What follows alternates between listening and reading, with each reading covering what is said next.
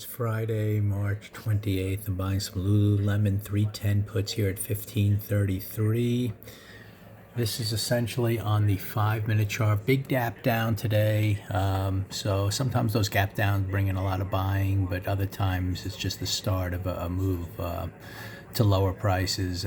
So anyway, I watched the opening 5-minute bar, then I watched the shooter bar form, and I'm buying the puts kind of right here as we're breaking down on the 5-minute chart. We're going to see, we still haven't hit the pre-market lows yet.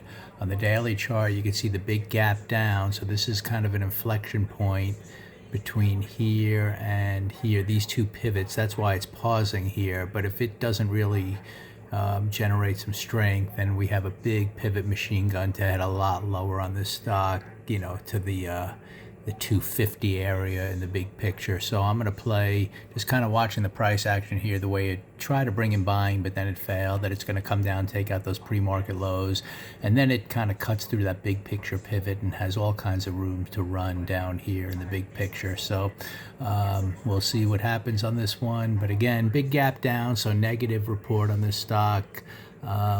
You know, again, in some cases, those bring in buying, but in this case, I think it's a lot of weakness that people are going to be dumping the stock even more as the day goes on. So anyway, going with the, the weak stock today and the weak opening price action.